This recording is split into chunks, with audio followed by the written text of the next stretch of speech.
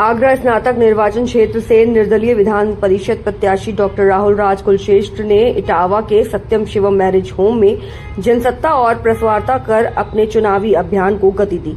इस दौरान उन्होंने शिक्षा, पारदर्शिता, महिला सशक्तिकरण और युवाओं के रोजगार को लेकर कई महत्वपूर्ण घोषणाएं की। डॉक्टर कुलश्रेष्ठ ने प्रत्येक विकासखंड में आधुनिक ई लाइब्रेरी, शहरी क्षेत्रों में निःशुल्क लाइब्रेरी और महिलाओं के लिए निःशुल्क सैनिटरी पैड वितरण मशीनें लगवाने का संकल्प दोहराया। साथ ही शिक्षित बेरोजगार युवाओं के लिए 5,000 रुपए वार्षिक सहायता की मांग, जिला स्तर पर विज्ञान पार्क की स्थापना और विकास कार्यों के आय व्यय को वेबसाइट पर सार्वजनिक करने की बात कही। इस मौके पर बड़ी संख्या में शिक्षक, बुद्धिजीवी और समर्थक मौजूद रहे। इटावा से रानू दीक्षित की ये खास रिपोर्ट।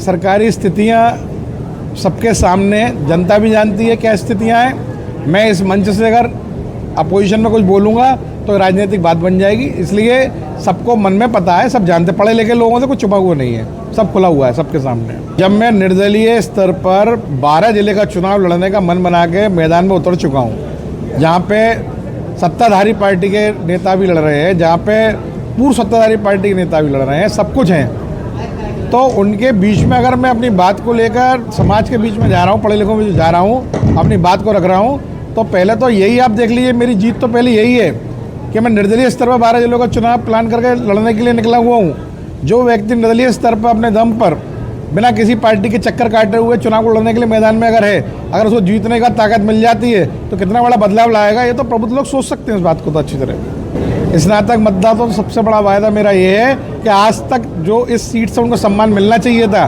जो नहीं मिला है, मेरे जीतने के बाद एक एक स्नातक को ये महसूस होगा कि हमारी डिग्रियां अलमारी में रखने के लिए नहीं है, हमारी डिग्रियों का उपयोग है। आज हमारा सम्मान समाज में बढ़ा है और उनकी विधान परिषद में उनके सम्मान की हक की लड़ाई मैं लड़ूंगा, निरंतर लड़ता रहूँगा, चाहे परिणाम कुछ भी हो।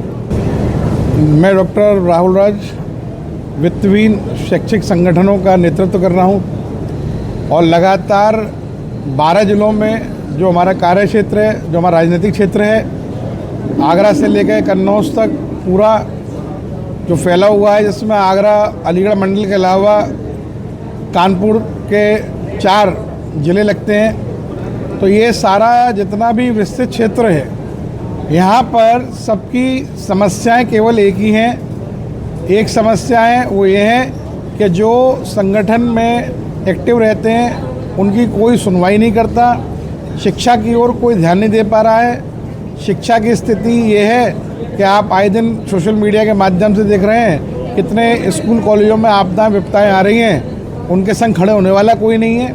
ये आज मजबूरी है वित्तहीन शैक्षिक संगठनों की कि उन्हें राजनीतिक स्तर पर आकर अपनी बात को रखने के लिए एक प्लेटफॉर्म बनाना पड़ रहा है। और जहाँ तक अब तक का इस सीट पर हुए विकास कार्यों का सवाल है, जो इस सीट पर रहे 6 साल उन्होंने कुछ किया नहीं शिक्षा के क्षेत्र में, और जो आगे इस पर दावेदारी कर रहे हैं उनसे कोई बहुत ज़्यादा उम्मीद लगा नहीं पा रहा था कि वो कुछ कर पाएंगे।